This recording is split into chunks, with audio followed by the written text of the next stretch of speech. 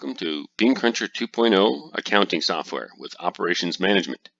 I'm Simon Shaw, and I'm going to lead you through a quick overview of BeanCruncher. First, we have the navigation top left with the home button. It takes us to the dashboard and home navigation of the system. Next, we have entity navigation. Here we have customers, suppliers, and vendors. Employees, anybody you do business with can be set up in entities. You have entity types and entity access for specifying which users have access to which entity. Next, you have the receivable navigation, shows us invoices, payments, and recurring entries.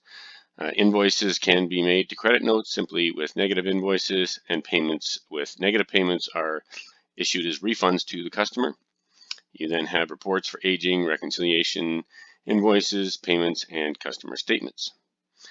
Next, we have the payables menu with invoices, payments, and recurring transactions.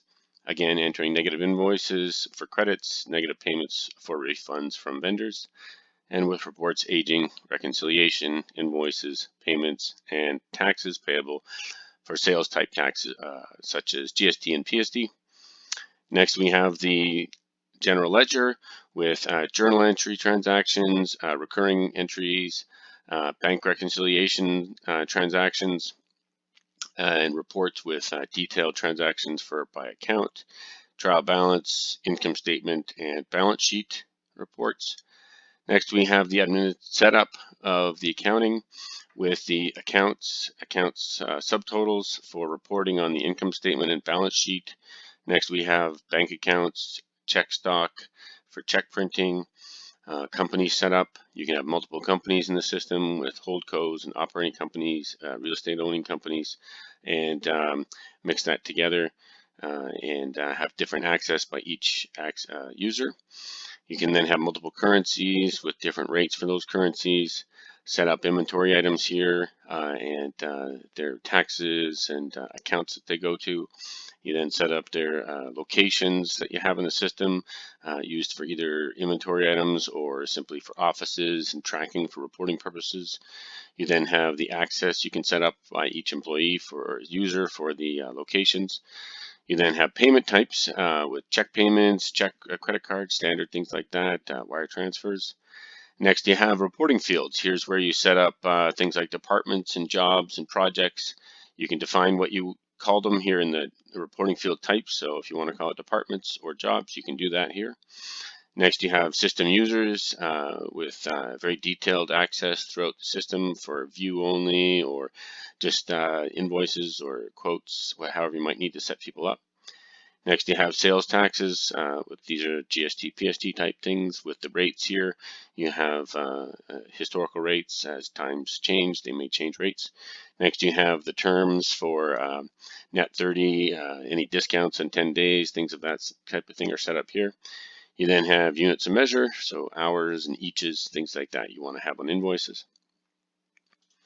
So that's the accounting navigation. Just quick overview shows the setup from admin, general ledger for entries and bank reconciliations, accounts payable for invoices, payments, and recurring, receivables for the similar invoices, payments, and recurring, entity setup again for customers, suppliers, and vendors. And then when we look over here to the right, we can access the operations component to BeanCruncher with the home navigation starting at the top left again.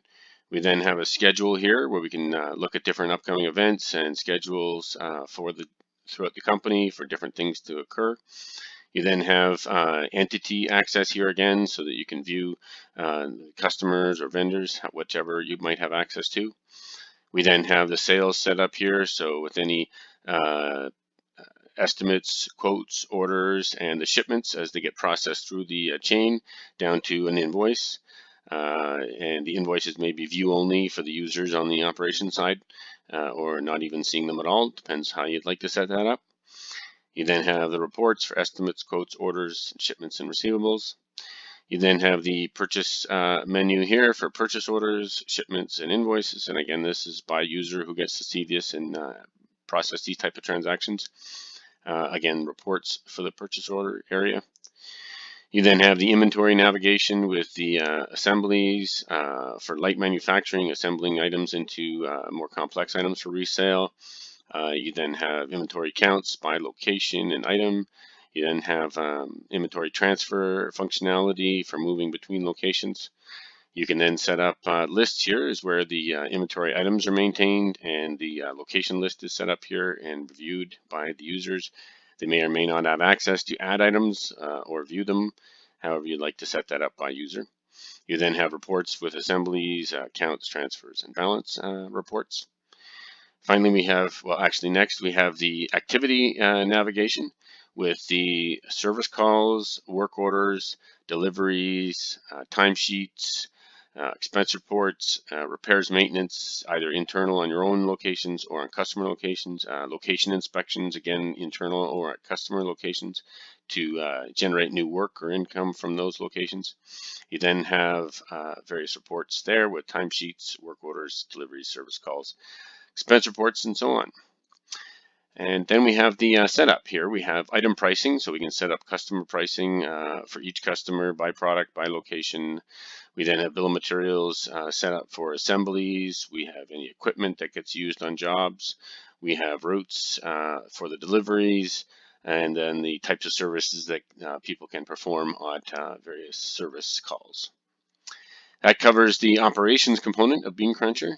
Quick overview, we see the setup menu here, activity menu with the service calls and work orders. We have inventory with assemblies, counts, and transfers, purchases for purchase orders and shipments, sales for estimates, quotes, orders, and shipments.